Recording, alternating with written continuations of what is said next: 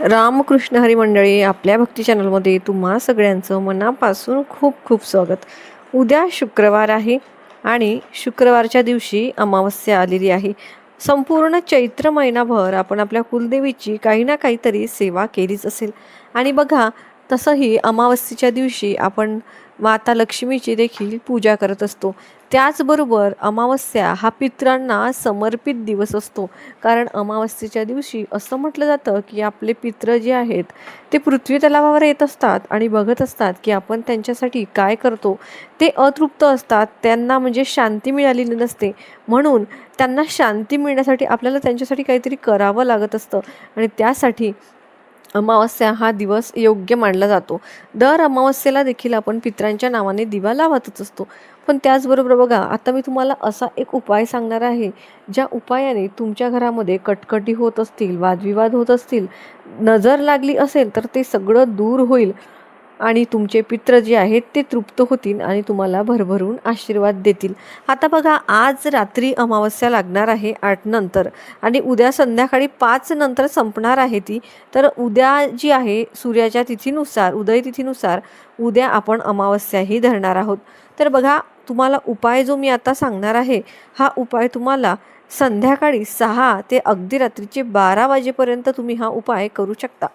आता उपाय करण्यासाठी तुम्हाला काय करायचं आहे बघा, तुम्हाला आळणी भात शिजवून घ्यायचा आहे. म्हणजे भात शिजवताना त्यामध्ये तूप, तेल, मीठ काहीही घालायचं नाही. साधा आळणी भात शिजवायचा.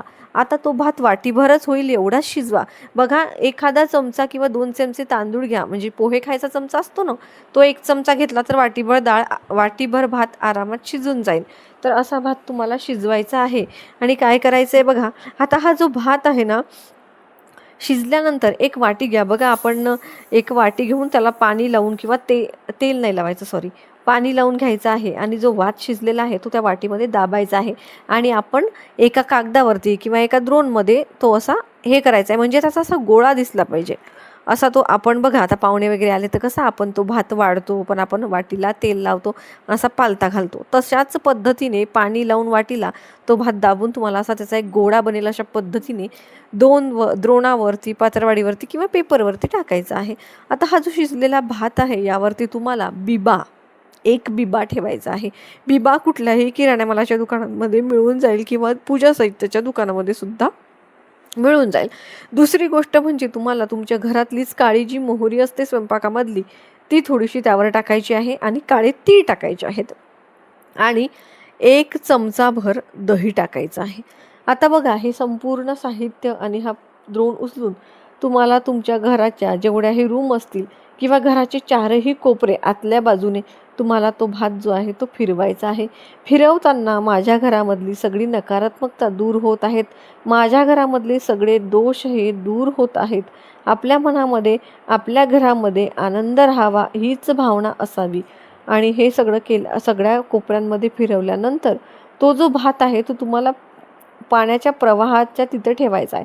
आता पाण्याचा प्रवाह म्हणजे काय, तर बघा, तुम्ही आपलं जे बाथरूम आहे तिथून पाणी जे खाली नालीमध्ये जातं किंवा चेंबरमध्ये जिथनं पाणी जातं त्या पाण्याच्या त्या तिथल्या जागेवरती तुम्हाला तो भात ठेवायचा आहे. ठेवताना एखाद्या स्टूलवर ठेवा किंवा एखादी बादली पालथी घालून त्यावर ठेवा, खालीच ठेवू नका. आता हा जो आहे हा भात रात्रभर तुम्हाला तिथेच ठेवायचा आहे. दुसऱ्या दिवशी शनिवारी तुम्हाला सकाळी लवकर उठायचं आहे आणि तो जो भात आहे तो तुम्हाला बाहेर घेऊन जायचा आहे.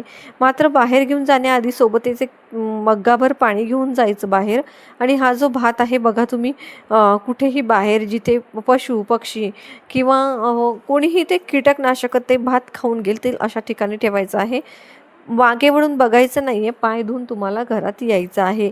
हा जो उपाय आहे याने आपल्या बऱ्याच समस्या सुटण्यास तुम्हाला मदत होईल.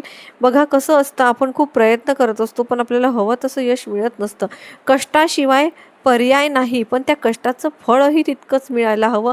नशिबाची साथ आपल्याला मिळायला हवी, म्हणून आपण उपाय करत असतो. आपोआप आपल्याला पैसा हा मिळत नाही, आपोआप आपले कामं होत नाहीत. त्यासाठी कष्ट करणं गरजेचं आहे, मात्र त्या कष्टाला नशिबाची साथ असणंही गरजेचं आहे. त्यासाठी आपण हे करणार आहोत. आता बघा, हा जो उपाय केल्यानंतर आता तुम्हाला हा उपाय उद्या म्हणजे 6 नंतर 12 वाजेपर्यंत तुम्ही करू शकता. दुसरी गोष्ट अशी आहे बघा, की तुमच्या मुलांना नजर लागली असेल, मुलांना दृष्ट लागली असेल, तर तुम्ही मुलांसाठी देखील उपाय करू शकता. मात्र मुलांची दृष्ट जी आहे ती तुम्ही सकाळीच काढू शकता. असाच अळणी भात घ्यायचा, त्यावरती दही घालायचं आणि मुलांच्या अंगावरून 7 वेळा उतरवून बाल्कनीमध्ये किंवा टेरेसवरती कावळ्यांना खायला किंवा पक्ष्यांना खायला ते ठेवून द्यायचं. अशी तुम्ही मुलांची दृष्ट देखील काढू शकता.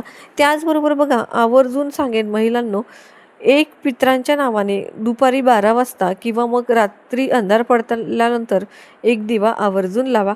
मातीची पणती घेतली तरी देखील चालेल. कुठलंही देवाचं तेल असेल, गोडे तेल, कुठलंही जे तेल वापरता ते तेल त्यामध्ये टाका.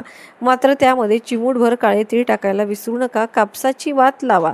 दिवा लावताना दिव्याच्या खाली तांदळाचं आसन आवर्जून द्या. घराच्या बाहेर दक्षिणेला तोंड करून दक्षिण दिशेला हा दिवा लावा. पितरांचं स्मरण करा. पितरांसाठी हा दिवा लावतो आहात असा मनामध्ये भाव हवा. त्याचबरोबर बरेच लोक माठाजवळ देखील अशाच पद्धतीचा दिवा लावतात, कारण माठाजवळ देखील पितरांचा वास असतो असं म्हटलं जातं. तर बघा, अमावस्येच्या दिवशी आपल्याला दान देखील केलं जातं, जे तुमच्या पितरांच्या नावे तुम्ही दान करू शकता.